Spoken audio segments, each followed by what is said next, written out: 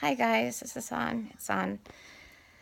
I'm a little groggy. I'm just waking up, and today I had a soldier. Why do I keep saying that? I'm not even gonna re-video it. A shoulder procedure to stop the pain in my left shoulder that's been going on. And I had choices. I could either do a smaller one where my doctor wouldn't have to put me under, where I had to go to the surgical center, or I could opt for one where he sort of just does this frozen ice thing and then kind of does the frozen ice thing and then injects it. The problem is what's going on with my sports bra? It's all twisted. It's kind of like getting your panties in a twist, but not. So the problem is that I'm very like bony up here. So I was concerned that he would be putting a needle into bone. So but I love him and I trust him, and we're kind of like kindred, nerdy little spirits. He got me hooked on a Game of Thrones series of books. I've never seen the show, and he's an amazing person that I trust. Once I had to have a procedure, and where I was out with anesthesia, and his brother, who looks like his twin, was doing it for the first time, this type of procedure, and I'm totally not trusting of anyone except for him and my MS doctor, Dr. Gregory and Sami. So what he did was, he knew I was freaking out. I was saying goodbye to people, telling them I loved them. I was totally afraid I was going to die. And he knew it. And as they were, getting ready to do the anesthesia, I could feel like something wet on my face, and I didn't realize I was crying. And then I felt a hand, and it was his. So he was supposed to be in his practice starting the day, and instead he went a few floors up to the surgical center to hold my hand, to make me feel secure and cared for. And so I went with him because I trust him that much. Doctor-patient relationships it's hard to find a very good one. And if you're a patient, you know how long it takes to find somebody who sort of completes you in that way. So I love the dude. I can't help it. And I let him do the procedure because I was afraid of the anesthesia and of who might be doing it if it was a bigger deal. So the problem is it's bony. So we had Tony on hand to sort of hold my hand through it. The only thing is he sort of limped into the room and crouched down in the corner, and he's having problems with his hips from cycling, and he's just in so much pain that everybody's concern went to the corner for my husband crouching down. My eye is starting to spaz out. You might see it start popping. Things are charming today, and they're getting kooky. So that was sort of funny, and I felt bad for him though too, but it did distract me from the needle going in. And as he does the needle, he can watch it on television. So it's not a television, it's a monitor screen. But him being the lovely, kind doctor that he used a very tiny needle because my veins are tiny. He could have used the bigger one, which would help him navigate better. It's more easily seen to him. But he knew that I was scared, and that my veins are small, and he made it harder on himself to make it easier on me, which is a beautiful thing. And I'm not in much pain. I have like a bump here right now that will go down later, but I kind of look lopsided. But my point is that you spend your life with MS having these little random sort of pains all the time. I don't think I've had a day in almost a decade where I haven't been in pain. But I suppose this is the bright side, is that it moves. It's sort of different problems at different times, which gives you sort of a break from that type of pain. But you don't get a break entirely because you're always in pain.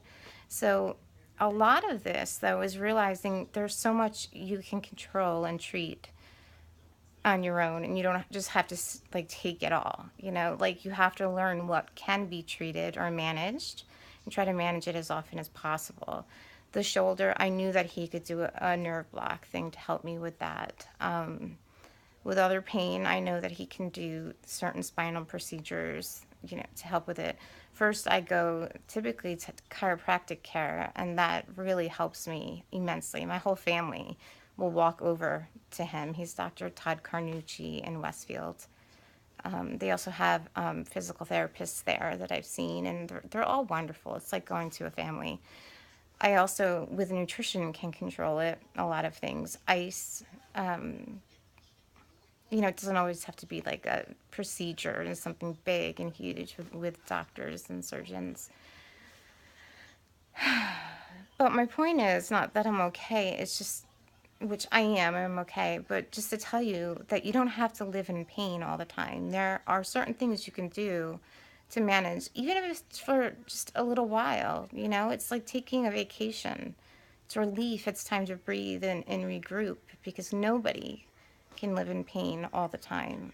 Nobody. It's a very, very difficult to be in pain all the time and to be a good, kind person.